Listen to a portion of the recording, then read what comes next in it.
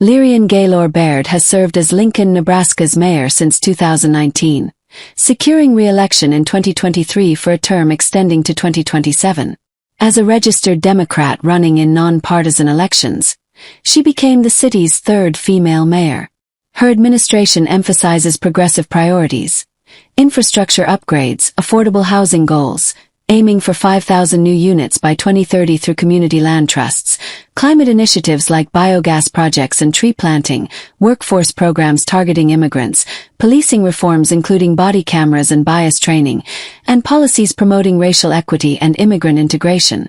Yet beneath this polished image lies a web of personal opacities, governance inconsistencies, and criticisms that raise serious questions about transparency, accountability, and elite detachment. Baird's early life offers a mix of verifiable details and glaring absences that fuel suspicion. Born in 1971 in Portland, Oregon, she grew up in a blended family in Beaverton. Her mother, Barbara J. Neely, worked as a teacher and counselor.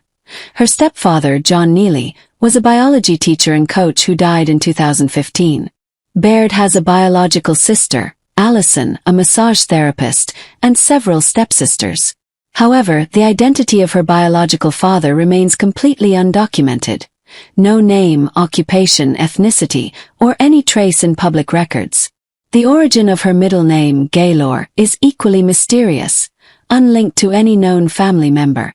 This paternal void is unusual for a public figure and invites speculation, though no concrete evidence supports wilder theories like foreign ties or hidden influences. Her education follows an elite trajectory. Beaverton High School, a magna cum laude history degree from Yale in 1993, and an Oxford Master's in Comparative Social Research in 1997, with a thesis on parental leave policies. Post-graduation, she worked in management consulting as a budget analyst for San Francisco, and directed youth programs there and in New Haven. She relocated to Lincoln around 2002 to 2004, marrying Scott Baird in 1999. A Yale classmate from rural Nebraska who built a career in nonprofits and software, eventually becoming so at Tabs 3. The couple has 3 children and owns a primary home in Lincoln's Near South neighborhood, purchased in 2002, plus a $1.6 million lakefront property in Ashland bought in 2021. This secondary home sparked significant controversy during her 2023 re-election. Opponents, backed by a PAC linked to conservative donors, portrayed it as a luxurious escape from Lincoln's urban problems, implying elitism and detachment. Baird insisted the Ashland property is merely a vacation retreat, with her family maintaining full residency in Lincoln, paying taxes there and enrolling children in local schools. No formal challenge succeeded, but the optics of a mayor with a modest $99,000 salary, adjusted in recent years, affording multimillion-dollar assets remain questionable. Estimates place the family's net worth in the millions, potentially bolstered by her husband's earnings and possible inheritances, yet unexplained gaps persist in financial disclosures. Professionally, Baird's rise appears merit-based. Non-profit boards, planning commission service shaping Lincoln's 2040 plan, and city council terms from 2013 to 2019, where she pushed infrastructure and safety measures. As mayor, she holds national roles, including with the EPA and U.S. Conference of Mayors. But her tenure is marred by controversies revealing overreach and favoritism. During COVID-19, Baird imposed one of the state's earliest mask mandates in 2020, extending it amid criticism of authoritarianism. A recall effort failed, but hypocrisy emerged when her daughter participated in an out-of-state tennis tournament, prompting a public apology. Hiring decisions drew fire, appointing a non-resident health director by suspending charter rules, and selecting police chiefs accused of being DI hires. Teresa Ewens in 2022, resigned amid lawsuits, and Mitchen Morrow in 2024, criticized for prioritizing minority outreach over aggressive enforcement as property crimes reportedly lingered. Fiscal policies also attract scrutiny.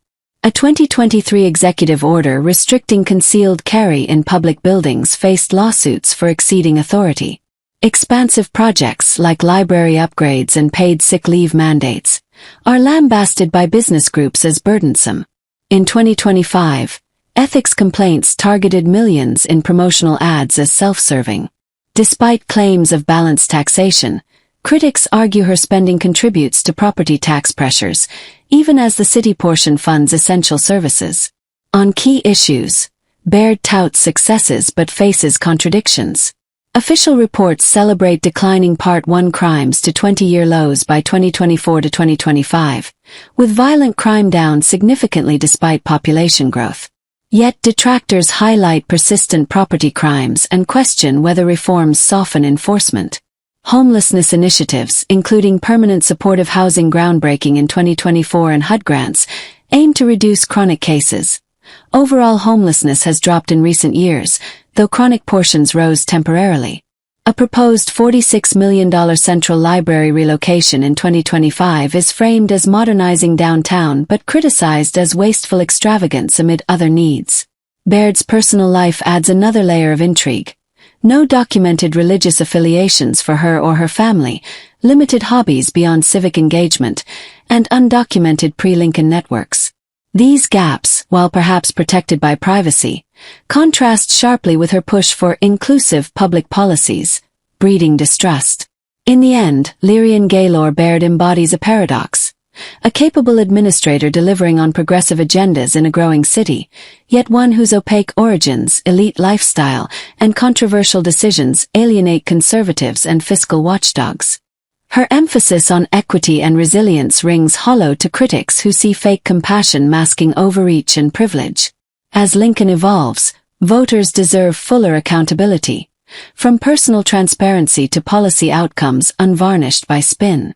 Without addressing these gaps and inconsistencies, Baird risks cementing perceptions of an out-of-touch leader prioritizing ideology over pragmatic governance.